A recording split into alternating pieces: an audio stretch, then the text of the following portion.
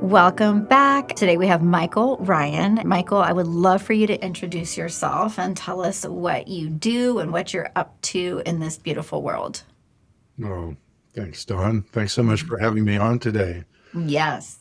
I'm one of those people that sometimes I'm at a loss when people ask me, "What do you do?" Because there are a number of things. I was originally a sociologist, although that only came about because of some traveling I did in the world and living in a spiritual community in northern Scotland back in the 70s called the Findorn community, which led me on this quest, and I ended up in graduate school studying sociology of all things. But I realized before I got to the PhD level that I wasn't really cut out for academia. So I left. I studied mediation, became a mediator, worked in the court system for a while, and I also studied family therapy at the Family Therapy Institute in Santa Barbara, where I was living. And I realized at a certain point that I'm interested in social groups. A lot of my work is really divided into two kind of different categories. One category is I work individually with people. I just call myself a life coach. I'm not licensed as a counselor here in Idaho where I live, although I was trained as a counselor, but I've studied a lot of different coaching modalities. And then the other half is really where I'm most focused now, which is on leading these men's circles that I've led for many, many years.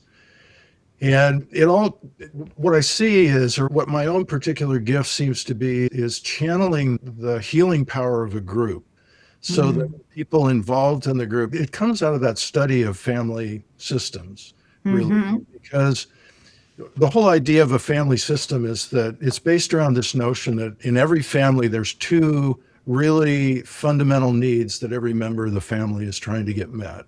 One need is for connection and belonging. But the other need is for a sense of autonomy and freedom, the freedom to be yourself. Yep. And you see how those are linked to each other. They're really two sides of the same coin. If I have to pretend to be a little different than I really am, if I have to hide the fact that I'm gay or something in order to belong in the family, then I never really belong. Yeah. Conversely, if I don't belong, then I never really know who I am because it's only through relationship with others that we discover our own individuality. So, anyway, getting back to the idea of these men's circles, what I've been working with for a number of years now is a place where men feel safe enough to be able to connect. Well, first of all, just to get real with each other, real enough to really make a bond with each other and dig down into their emotions. Mm-hmm. Because it's my belief that so much of our dysfunction and our limitations and all the head trash that keeps us from really achieving what we're capable of in life is really rooted in old emotional stuff that we're still dragging around from the past. Most men have grown up with this idea that big boys don't cry, suck it up, never let them see us sweat. So we're not able to access those areas within our psyche where healing needs to happen. So these men's circles create a space for that to happen. And I've been so impressed with, and I've learned a lot through the years of doing these. I've been doing them since the early 90s. Oh, wow. That's a Yeah, long it's a long time. time. And at this point in my life, what I'm really up to is training other men to lead circles like this, because I think this just needs to flow into the culture. My mission statement for life is to restore a culture of connection and belonging to human institutions. And men need to show the way there because, women are like waiting around. Come on. Anyway, that's a very long introduction Love that. for me to go shallow. I love that because, first of all, I think that's so cool that you were doing something in Scotland and then you did the sociology and then just your knowledge about the family systems and being a counselor. It's like you have so much that sounds like it was stacking upon one another so that you could really like hold this beautiful space for men. And I'm really curious because you've been doing this for so long, but you mentioned that men are taught to be much more withheld with their emotions, like almost like they have to be tough or macho and all this kind of stuff.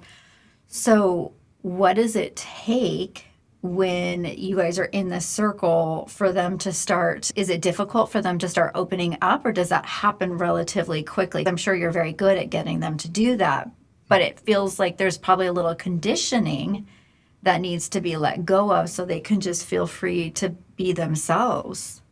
More than a little, actually. Okay, yeah. It's so rooted in our culture, particularly in America, I think, because we have this whole culture of rugged individualism. It's like pull yourself up by the bootstraps. Sticks and stones may break my bones, but names can never hurt me. And all the stuff that we've been fed. Mm-hmm. And there's all sorts of ways, many of them very subtle, that are just woven into our culture that constantly remind men that they're not supposed to open up, they're not supposed to be too soft.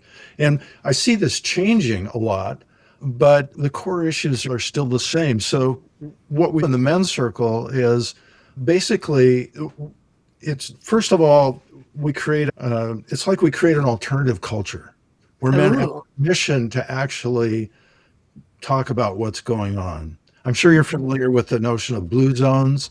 There's particular areas around the planet where people routinely live to be well over 100. They've studied it, and it's basically about the quality of relationships that they have with each other.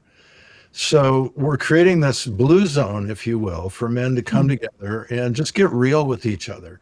Not posturing, not bragging, not talking about what's wrong with those other people that aren't like us, but really opening up about what's been difficult in their life. And most men come into these groups because something's happened in their life. They're going through a difficult divorce, their career got railroaded. They have some life has pulled the rug out from under them, and they don't know what to do. They're having feelings that they don't know what to do with, and so they look around. And we were talking before we started recording about changes in the culture, and one of the changes I'm seeing is that men are actually Googling men's circle. Wow. People start coming to the group. It used to be somebody told them about it, somebody dragged, Mm-hmm. and then more recently, maybe they, heard a podcast like this or something, heard about me through, well, actually, I got referred a lot by counselors to men. It's like, it'd be good for you to go be in a men's group. But now men are just seeking it out. Yeah. So it's creeping out into the culture in a lot of great ways, I think. But simply giving men permission to talk about what's really going on. And so then, and this is the value of doing it in a group, right? Because one man Mm-hmm. opens up, another man sees him open up, and that sort of shakes loose something in him. So he breaks down and starts talking about something that he hadn't maybe thought about for years, didn't realize those feelings were in there, but they're coming up now. And then that sets somebody else off. So it's like we're all bootstrapping each other up into this connection with our emotional bodies. Most men walk around, numb from the neck down. And so they start waking up. And then I've learned a lot of ways of, helping guide men into their emotions. A lot of it has to do with just connecting with your body. What's going on in your body right now? I don't think that many people are versed in that type of conversation, like what's happening in your body, because everybody sees their life through their mind and the stories. And then there's a little bit of the emotions, but it's not like that depth where they go into their body. So I want to ask you about that. But I wanted to say really quick, when you were describing the circle and how one person's share can ignite somebody else's, I think, and then it kind of like spreads. I've always thought in groups, because I love to do group work as well, and I've been doing it for years with women, that there is such an infinite intelligence that starts to form when there's a group. And I don't know if you feel this way, but I always feel like the divine, God, whatever you want to call it, source, brings together this group that in some weird way they have like these touch points that are very similar. It doesn't have to be the same exact story, but it's as if each person is going to get the exact trigger that they need, or a story that's going to open up something for them that they haven't thought about. Do you see that in your, I know Oh, you do, but I just find it to be so incredible. yeah. I remember at the end of this is years ago, back when I was living in Santa Barbara and leading men's circles there. And we were at the end of a retreat up in the mountains with this men's group that I was working with. And one of the guys at the end said, I feel like I come here and I get to experience being part of the one man. Like Wow. there's one man and we're all a part of that one man that exists in the universe. There's a running thing that gets said a lot. I say it a lot, but other men say it too in the group, which is when one man works, everyone works. Mm. My wife and I actually recently led a women's circle. And I remember at the very end, it was the last night, it was the closing circle. Women were going around saying what they'd appreciated about the group that we'd done. And one of the women said something that I'm sure all the men would say too, which is, she said, when I started this, I didn't see how watching somebody else do their work would benefit me. Yeah. But she said, but it's been the most valuable thing that I've experienced. And that's what happens for men. It's more of that kind of domino effect that we were talking about a minute ago, where I've sit with the kind of the centerpiece of the men's circle, which I call heart of council. It's like sitting in the heart of council. You know, the men refer to it as the hot seat, but I love it. makes me feel like it's uncomfortable, and it shouldn't be uncomfortable.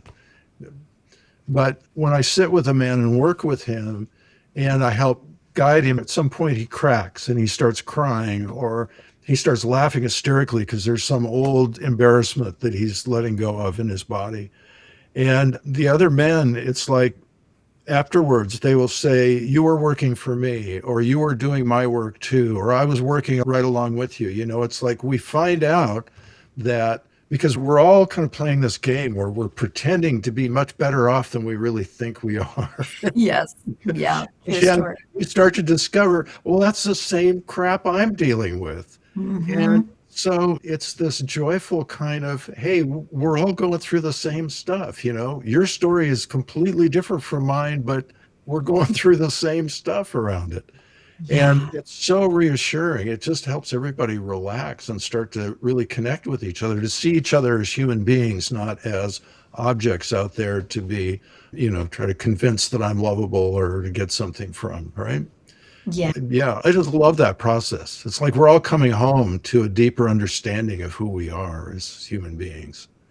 Yeah. And I find that when we can get away from the performative nature, because I feel like, at least for women, it's like you go online and social media, and it's like everybody's showing the highlight reels of their life and all this kind of stuff. And I always hear people say in a women's circle, they're like, oh, I thought I was the only one going through something behind the scenes. And I've also heard people say, I have more intimacy in this circle than I do with some of my even close friends or people outside of this circle, because it's a place that they can be seen because it's sacred, right? It's like that you're creating a sacred circle, and it takes a lot of vulnerability in life to admit to ourselves, hey, we don't have all this figured out. I mean, of course, we get to a certain age where we're like, we're not supposed to, but we just, right? We realize that, Ain't listen, gonna happen. yeah, it's like, okay.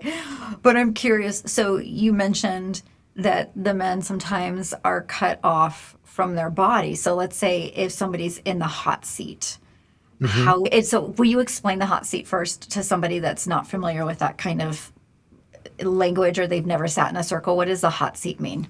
So let me create a little context around that. So every night we start with drumming. We have a bunch of drums and percussion toys, and we do like 15, 20 minutes of drumming together, which is wonderful, particularly for men who tend to be in their heads or their left brain a lot. Making music is a right brain activity. It gets them into their bodies. You're not thinking. And it also, the technical term is entrainment. It moves people into sync with each other. It's like the old experiment where you put a bunch of iron filings on a blank sheet of paper and they're all random and chaotic. And then you put a magnet underneath and the iron filings organize themselves into that magnetic field. So it's suddenly this beautiful pattern. I actually call it creating the field. We're moving into sync with each other. And so making music together is one way to do that. And also, I tell the guys that at the end of the day, it's just nice to have something to beat on for a while. Yeah, definitely. So we make some good music together. I do a little attunement, which is kind of like a short invocation, guided meditation, prayer kind of a thing, non-denominational, of course. And then we do an opening circle where each guy goes around and has a couple of minutes to share whatever's going on with him, what he's feeling, what he's bringing into the room that night, get everybody's voices in the room.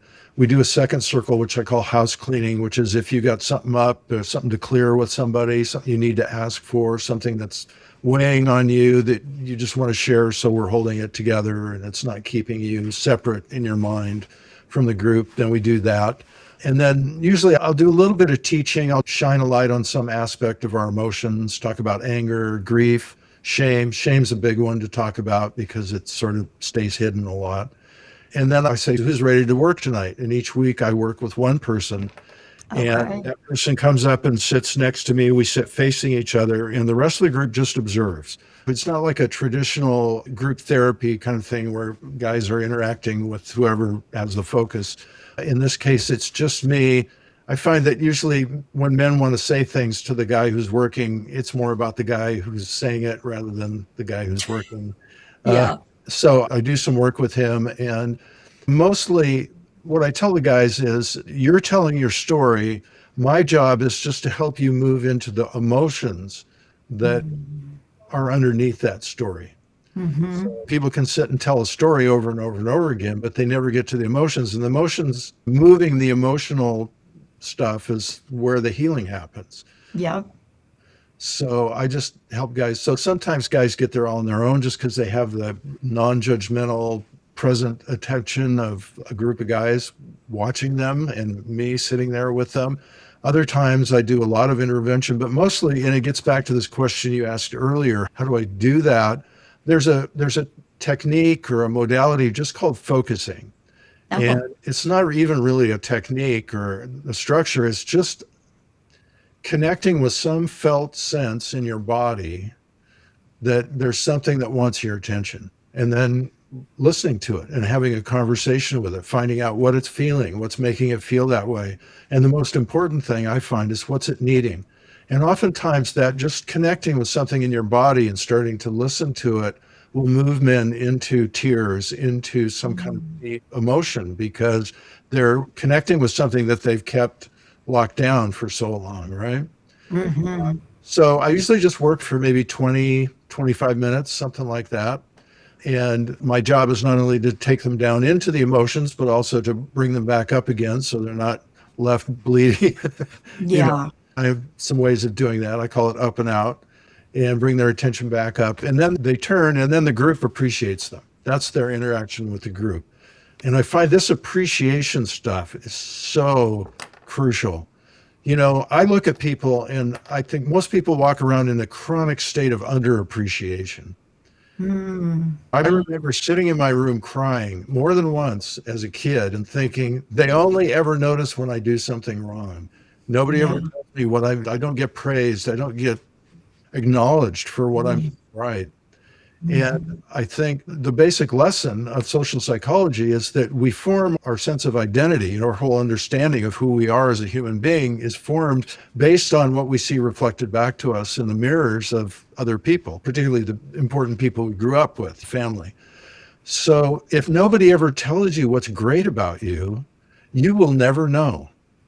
Because Wow. what's great about you feels so natural to you. It just, well, anybody could do that. There's nothing special about that, right? It just feels commonplace. It doesn't feel extraordinary at all. But you might be the only person on the planet who can do that. So I just think this appreciation thing is so important. And it contradicts a lot of the patterns that human beings carry around about not feeling good enough. I don't deserve this, I mean, it makes some guys really uncomfortable when you I appreciate it. bet.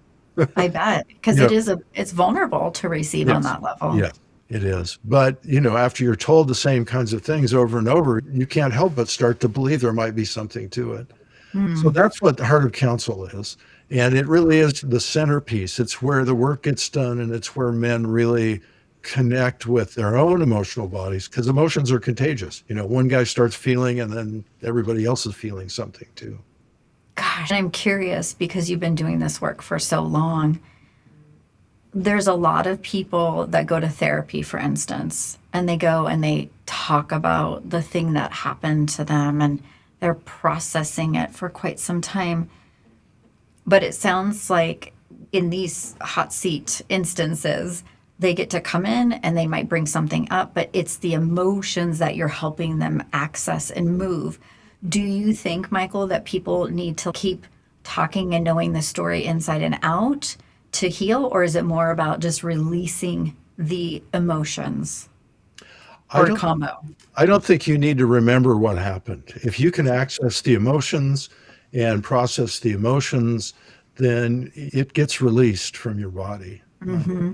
You had asked me about my origin story just briefly. When I was in my 20s, I was traveling in Europe and I visited and ended up joining this spiritual community in northern Scotland called the Findhorn community. Okay. Uh, I lived there for a little over almost 3.5 years. While I was there was a teacher who came to the community. Her name was Denny. At that time, it was Denny Ferry. Later, she got married, so it became Denny Latourell. Denny would do these classes where she would teach people basically how to connect with their feelings. I participated in one of these classes, and as Denny told me later, she said, "You took to the work like a duck to water." I love it. um, so she started working with me one on one as well as being in the class. And what happened was I rediscovered my emotions. And Mhm. so I worked with Denny, and it only took about 3 months. And there were two really strong patterns that I had in my life that fell away as I was Mhm. doing this work. One was I was really phobic about hugs. Of course, I Interesting. grew up in your typical white middle class American alcoholic family. And being a guy, particular, you get shoved off of mommy and daddy's lap pretty early in your life, and we just didn't touch each other. So I had this basically, I didn't know at the time, but I was walking around with this unmet need for somebody to touch me lovingly. Yeah. So it made me very nervous because it was the one thing about living in a spiritual community, right? Everybody wanted to hug you Yep. all the time. You'd see Yep. it maybe 100 yards down the road walking towards you. And Mhm. they had that look. They were going to walk right up and give you a big Yep. hug. And I would be so uncomfortable. I would turn and, walk in a different direction just to avoid them. That completely fell away. I became one of those huggers. Oh, Um, I love that. Within like 3 months. And the other thing was I had kind of a chip on my shoulder. I was a little sarcastic. The way some men are, they kind of make little cynical comments about everything. That fell away. I became just a straight talking, open hearted person. And what I saw was because those first sessions with Denny, I would sit down with her and I would just laugh. I would laugh hysterically for the full half hour that I sat with her. That happened for about the first 3 times I went. I would just sit down and just start laughing. It's this deep belly laugh, which I now understand is how we release shame from our body, Really? right? I Comedians, did I did I didn't know comedians that. get shame therapists. Yeah, yeah, Oh, right. wow. I mean, That's what are the things that comedians talk about? They talk about bodily functions. They talk about aggression. They talk about mistakes. Those are the three main topics of humor. Laughter is just how we process shame. So why you always feel better after you have a good laugh. Why we love going to comedy shows. You just feel Mhm. more relaxed with yourself. So Yeah. yeah, I would just go and laugh. And then about the fourth session, I was sitting with her. I was laughing and laughing. And all of a sudden, I started crying, like just for like 15 seconds maybe, and Mhm. then went back into the laughter. Next session, I laughed and laughed, and then I started crying, and I probably cried for 5 minutes, and then laughing again. And so it gradually got to the point where I would go and I'd sit with her, and I'd sit down, and I'd laugh for about 2 minutes, and then I'd just cry for the rest of the session. Wow. And it opened me up, Mhm. and it was so dramatic. I mean, those weren't like two things I was trying to work on in my life. They Mhm. weren't even really that aware. It was just like part of who I was, and it Mhm. fell away. And that got my attention. I said, this stuff works. Yeah. So, Definitely. so I've kind of been operating on that. Denny set me on the path, that and Findhorn. What were you doing? So you guys were doing, she was leading these classes at this place, and was there other spiritual things that you were learning? What drew you to Scotland? You know, you can look back at your life and see that there was a reason and a purpose and a plan that you were Of just course. working out. So I was in college. It was my second year. The first year of college, I was in college because I didn't want to, it was Vietnam era, and I didn't want to go to Mm, Vietnam. So I had a mm, student permit. The second year I was there, my sophomore year, they instituted the draft lottery. mhm. So they drew birthdays out of a big machine, just like for bingo or something. And Wow. I drew a high number. So I knew I wasn't going to get drafted. So I thought, I don't really know what I'm doing here in college. I'm just wasting my parents' money. I'm going to drop out and go make some money and do what I really want to do, which is travel. Mhm. So I did that. I went and I worked. I found a job and I saved a particular amount of money each month. And at the end of the year, I was going to quit the job and go to Europe with a backpack and a sleeping bag and go see the world, find out who I was and what the world was about. And in that process, my parents knew this woman who was a psychic. And Oh. she told them, she found out that I was going to go to Europe. And she said, well, I would like to have dinner with you and with Michael, because I want to tell him about this magical place that I know about called Findhorn. So she had two daughters who had lived at Findhorn and she had been and visited. And she just had this calling, she was psychic, God only knows. But so I went and had dinner with her and she told me about the spiritual community and showed some pictures and everything. And I don't remember this, but apparently as we were leaving, I told her, because I thought, spiritual community, it's like people in robes and very serious. And Mhm. we missed you in Vespers this morning, Brother Ryan. I related it to church. Mhm. I was leaving. I said, that sounds well and good, Marie. That was her name, Marie. But I don't think Findor's a place for me. But my brother also went to that dinner. And he went to Europe after I did and was traveling around on a motorcycle and went up to visit the community, ended up joining the community. So as I Wow. was traveling all over Europe for a year, also on a motorcycle, I'd get these letters from my brother talking about this great place he was living and how magical it was and everything. So at the end of the year, basically, I went up to visit him Mhm. and check the place out, and it grabbed me. It sounds It like didn't it. want to let me go. I mean, I actually went back to Amsterdam. I was going to go off on another trip to Afghanistan, but I got called back. Oh. And it sounds like it really opened you up. So when you were there and you learned all about your emotions, then when you came back, did that, because I know you did a lot of things, I think you said school to be a counselor or different things, but did it ignite that passion in you to serve and to help people? Or were you just more like, this is for me right now? Well, look, I have, in my birth chart, astrologically, I'm a Virgo. I have all these planets in Virgo, and Virgo is Mhm. all about service. So Yes, six I'm house, yeah. I'm kind of a service-oriented person. I'm also Hmm. massively codependent because I grew up in an alcoholic family. I want to take care of people. Hmm. Yeah, like any guy, I want to have some sense of making a difference in the world, Yeah. contribute somehow. Hmm. So I think all of that was there anyway. See, here's another part of the magical piece. So I studied with this teacher, Denny, at Hmm. Findhorn, who just magically, we both had the same birthday. She was born exactly 10 years to the day before me. Wow. So that always Serendipitous. seemed kind of more coincidental than coincidence to us. Hmm. But it just so happened that when I left Findhorn, I'm also a musician, and I had some musician friends in Santa Barbara who were starting this band, and they called me up at Findhorn and said, we need a bass player, get out here. So that was my impetus to finally leave the community. And I moved to Santa Barbara to be with these guys and explore being in this band, which didn't work out. But it so happened that Santa Barbara was also where Denny was from. So Okay. not long after I moved to Santa Barbara, Denny moved back to Santa Barbara, and she had just become a new mother. And so she was taking care of her baby and everything. And all these people started calling her and said, Denny, when are you going to do some more co-counseling classes in Santa Barbara? Because she was known there for this. And she would just tell them, oh, I'm too busy. Call Michael Ryan. So suddenly all these people are calling me saying, Denny said you're going to do a co-counseling class. When does it start? Oh my gosh. Oh, yeah. At Findhorn, when she became a mom, she just turned all her classes over to me.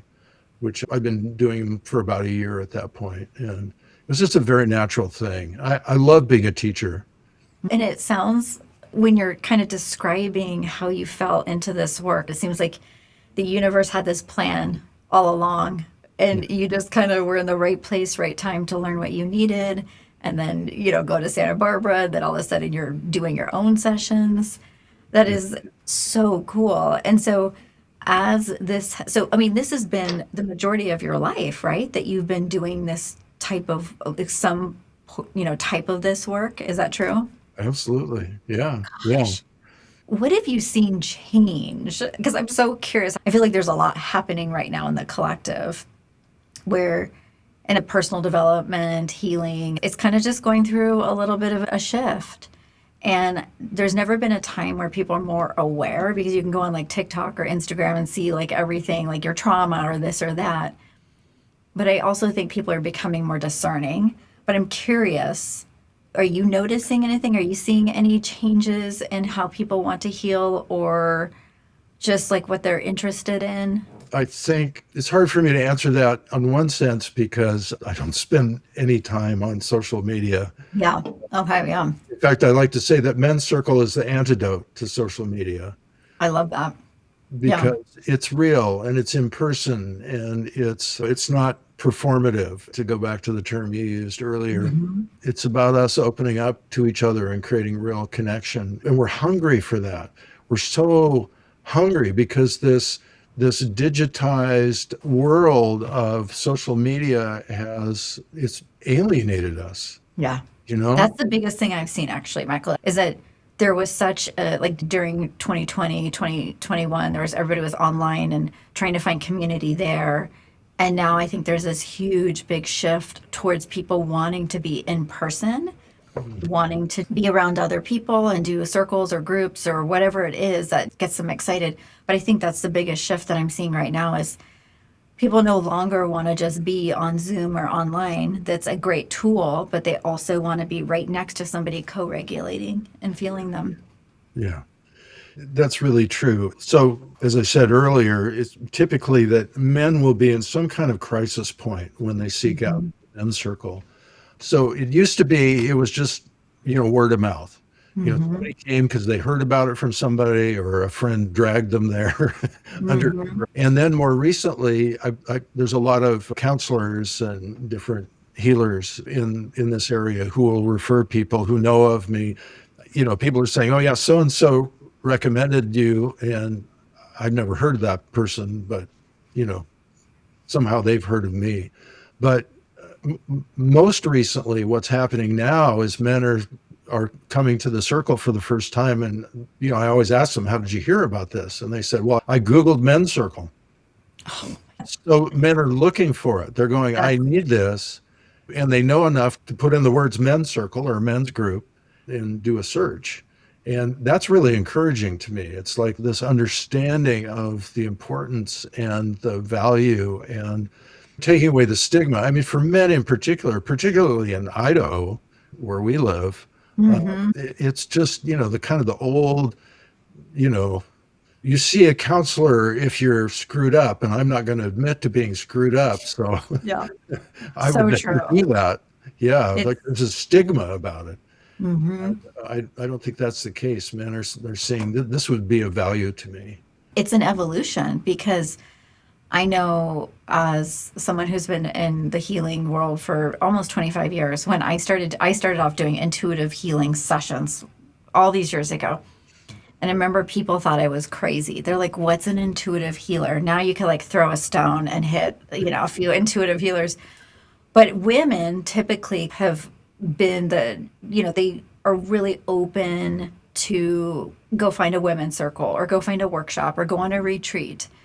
And I love that men are starting to be so open to this, because I think men are realizing, like, hey, I need support too. It's not just the women. Yeah. And so I think it's beautiful that they're starting to Google it. I'm curious, when you do your coaching, you mentioned earlier that you do PSYCH-K and maybe you do some other modalities in there. But I'm curious, just to explain to the audience, because I don't know if everybody's heard of PSYCH-K, but what is PSYCH-K and why do you love it? Oh, Psych K. Well, I have a lot of tools in my I toolbox bet. because I've been curious about and studying for a long time. But Psych-K it was something I was looking for. It's like working at the emotional level, it takes time.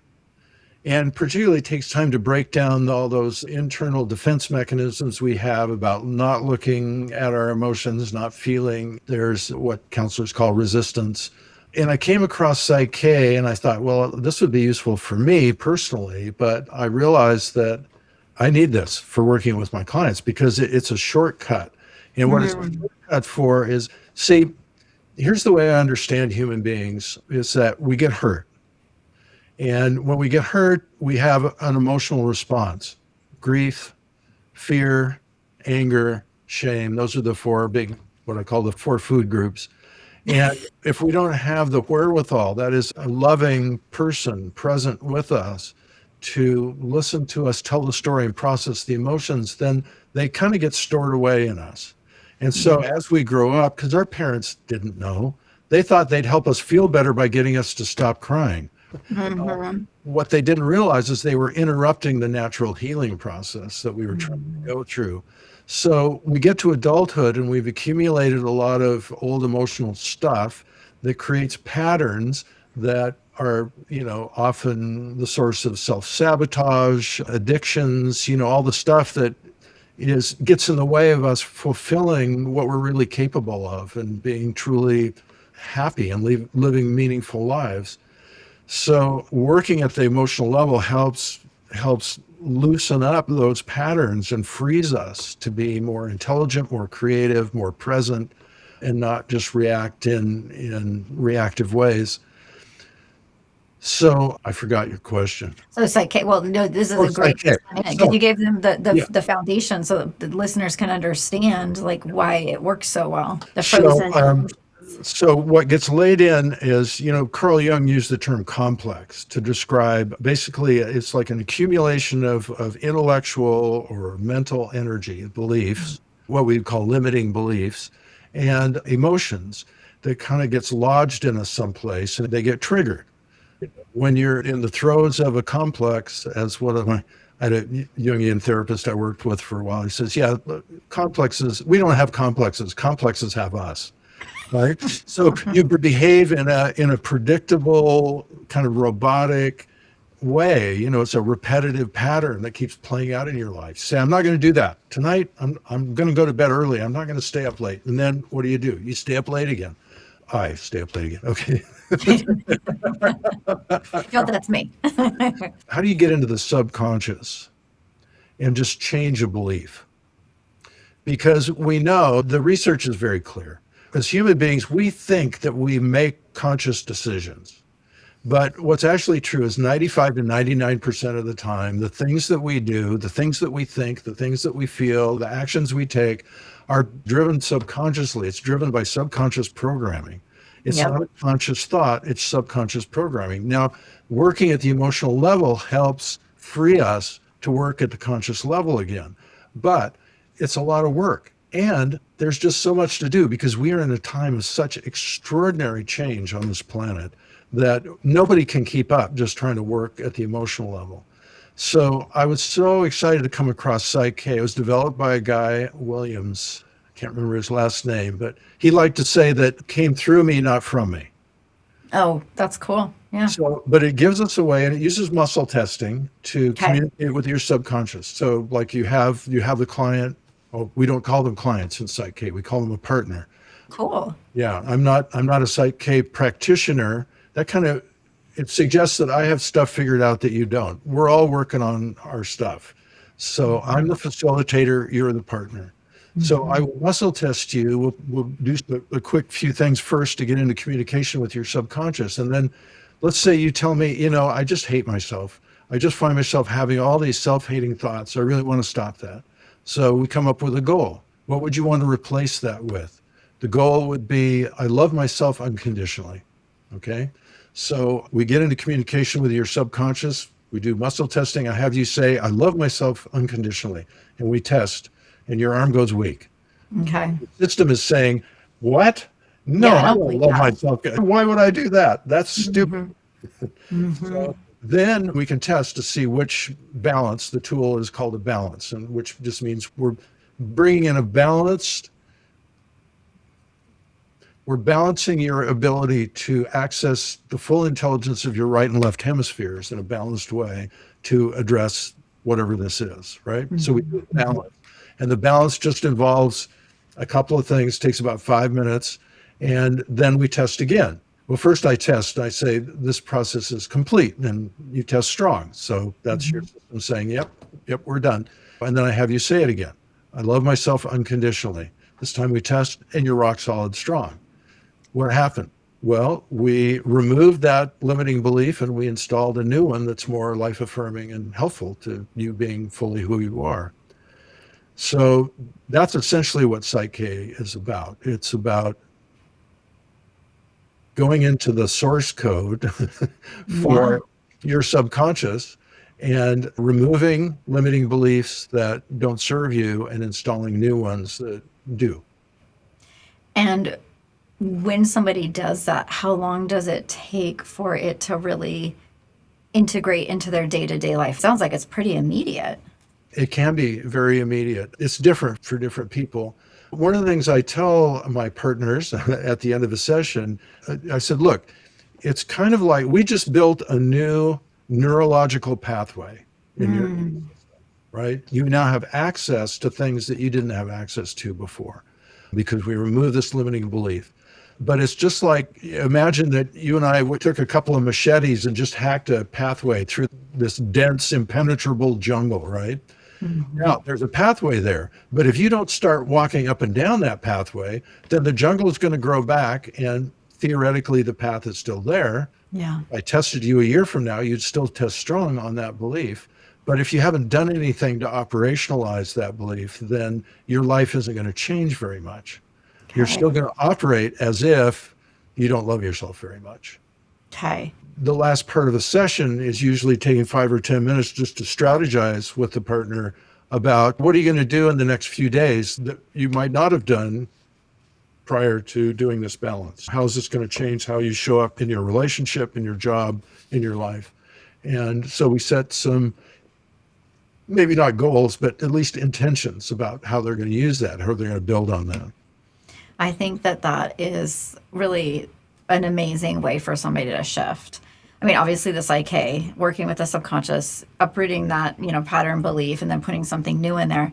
But to me, the magic when I've worked with people as well is that integration piece. And I think it's wonderful that you tell them, hey, we have to make this real world because otherwise there's no point to it. And I always love I've always joke around and say I like to borrow from the future.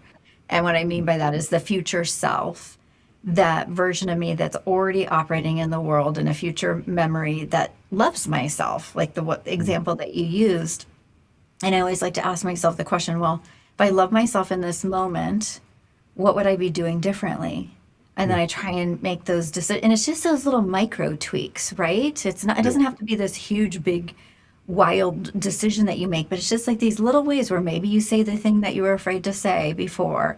Maybe you show up in new ways where before you would be too timid to do that because you didn't love yourself. Right. So I think that's really a wonderful way for people to integrate these powerful subconscious changes, because the subconscious, yes, is the recorder of everything that we've ever done. And boy, oh boy, does it run us sometimes. And I do find, I don't know if you think this way, but I do find the subconscious to be such a wild gift too, because I love to access my subconscious through dreams and see what's been coming up. I've had a dream practice as of the last few months where I try and see what is my subconscious working through right now, and try and identify maybe some of the archetypes and see where that might be correlating to some of the themes that are happening in my life. And it's all kind of an experiment right now.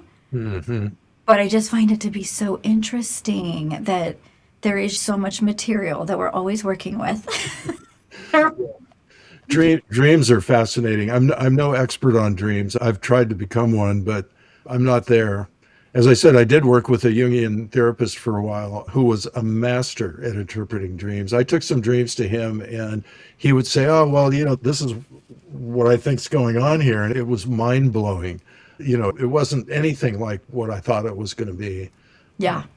Yeah. So it sounds like, are you a PSYCH-K practitioner yourself, or it sounds like you have some No. experience with it? No, but I do subconscious reprogramming. So I've been Okay. trained in hypnotherapy, Hmm. and it's a process. It's a little bit different, but going back, seeing what the memories are, and then reprogramming the memories, shifting them, and then coming kind of out of that state, Yeah. and then helping them to understand what they need to continue to do to move forward now that they have the new neural pathways Yes. and they have some freedom from that old belief. Like, okay, now what are you going to do with it?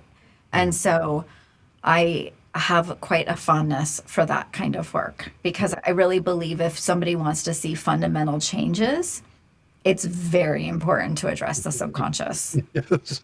right? Otherwise, we're just going to be on autopilot, just thinking the same old thoughts, doing all the same things. I'm wondering, why isn't my life changing?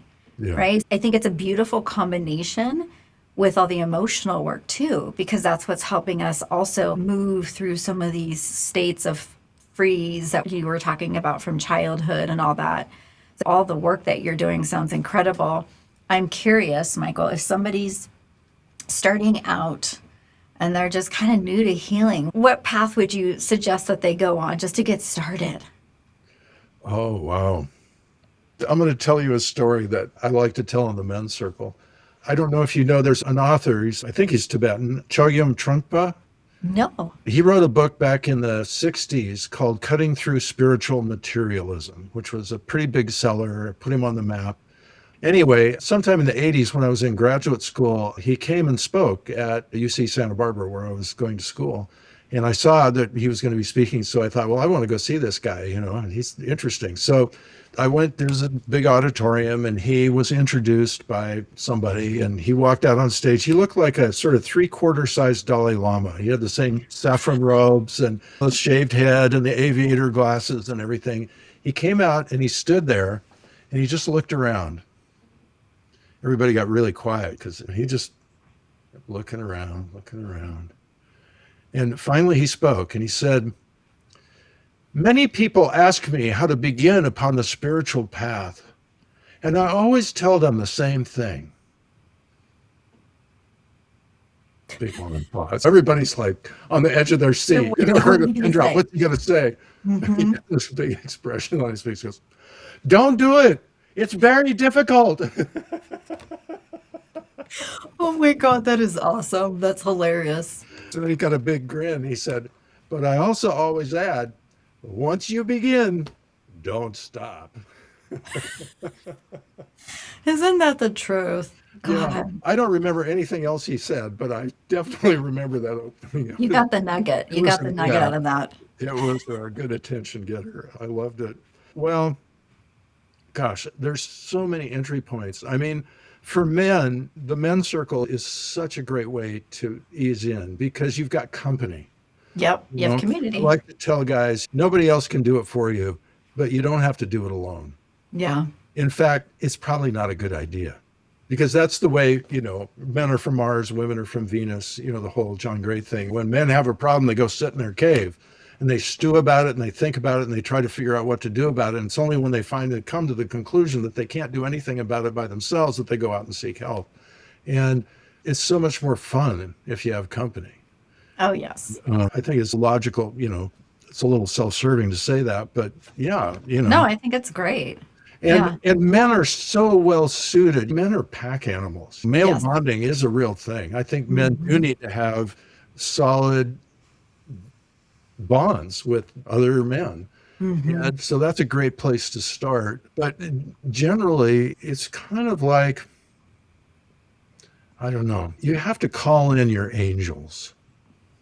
I think you have to ask, whoever you talk to, whether it's Jesus or Ganesh or, Mother Mary or whoever, just imagine there are angels, there's God, there's somebody there, or ask your soul if you feel more inclined to look within. But just say, okay, I need a teacher. I need somebody, show me the right person, because there's so many options out there and there's so many people. I mean, I was diagnosed with rheumatoid arthritis when I was 40. And I've had so many people through the years say, oh, I can cure that. I can help you with that. And I'm still wrestling with it. And the worst thing is to feel like you wasted your time and your money on something that didn't work. And so I'm just going to go back to what the mainstream culture tells me I should do. I'm just going to Yep. go to a psychiatrist and get prescribed anti whatever. Mhm. So trust your intuition. Go with somebody you feel safe with, because not everybody's meant to work with me. Not everybody's meant to work with you. It's like we all have the people who we are a really great fit for. Yep. Part of our job as healers, I think, is to be able to identify, oh yeah, you're in the right place, or yeah, I don't think you're in quite the right place. You need to go see my friend Dawn and check her out. But it's also, the client can't just believe everything everybody tells you. So Feel into the person. Is this somebody that I feel comfortable with walking on this journey with me for a while? I think that's so important. because integrity, right? Our integrity and them feeling like they can be themselves with us, all of it is so, so important. Yeah. And what you said, you're right. I know for me, I'm not for everybody. I really appreciate the fact that there's more healers now than there maybe ever has been, or maybe it just seems like that. Yeah. But it's becoming more mainstream, I guess, in some ways. And I love that. I love that there's more opportunities for people to find somebody, but it's using that discernment that they have just as much as we have to use our discernment to make sure that we can actually help them. Yeah.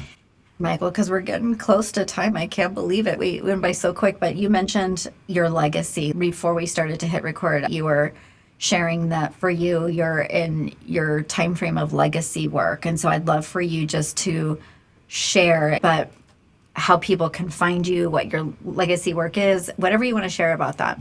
So there have been a number of times in my life where I've said, this is too hard. I don't make enough money at this. I'm going to go do something that'll make me some real money so I can actually retire someday. And every time I have done that, it has failed miserably. And every time it's very clear to me that God, the universe, whoever's running the show is kicking me back, said, no, go do men's circles. That's what you're supposed to be doing. Mm-hmm. So at this point in my life, it's too late to try anything else. It's all I'm good for. But I know a lot. I've been doing this for a long time. Yeah. I'm very good at it. People tell me that I'm a master. And I think I have, I put in my 10,000 hours. I can see that in you. Yeah. What it's time for is it can't die with me, because I see it is the antidote to social media. It's an answer, particularly for this time when it's kind of like we're fracturing. People look around and say all the division politically in the world, all the division generationally in the world, we're fracturing, we're splitting apart. And we need something that reweaves the fabric of our social connection, because we are all connected. We all belong to each other and to our mother, the earth. And so how do we reweave that? Circle is just the place where it happens. It's just very clear. I remember a retreat recently where there was a guy in his 70s, old guy, like me, who was sitting next to this young guy who's like, 19 or something. And he says, it's so important that we're talking to each other. He just had tears streaming down his face. It's so important that we're talking to each other. Where does that happen? I mean, I love that there are men of every generation in these men's circles, and they listen to each other. There's, men of different backgrounds, different faiths, different racial backgrounds, different sexual orientation, and, they love each other. Yeah. That's It's very like sacred. we're finding that heart connection, and that's what's going to get us through. That's what we need. Yeah. I'm a big fan of butterflies. And I don't know if you know this, but when a caterpillar starts to turn into a butterfly, they're completely separate genomes. They have nothing to do with each other. So how does it happen? Well, in the caterpillar, butterfly cells just start showing up. And the immune system of the caterpillar recognizes that those are completely foreign and it tries to get rid of them, right? But they keep showing up more and more until the point where the caterpillar's immune system just breaks down. And the caterpillar basically just turns into this sack of nutrient-dense soup for all the butterfly cells to feed on. But here's the important thing that I love so much. The butterfly cells start organizing themselves into communities. Really? Yeah. Biologists call them imaginal discs. Imaginal discs. Haven't quite figured that out. But each of these imaginal discs is like a community of butterfly cells that are drawn together. And each one of these discs eventually becomes some part of the infrastructure of the butterfly. Wow. Or That's maybe the magical. digestive system, or maybe the eyes, or the antenna, or the wings, whatever. And I love that metaphor because that's what humanity is turning into, a butterfly. That's We beautiful. need to organize into these imaginal discs. We need to find the other cells that we belong to so that we can build the butterfly together. Yeah, I love that.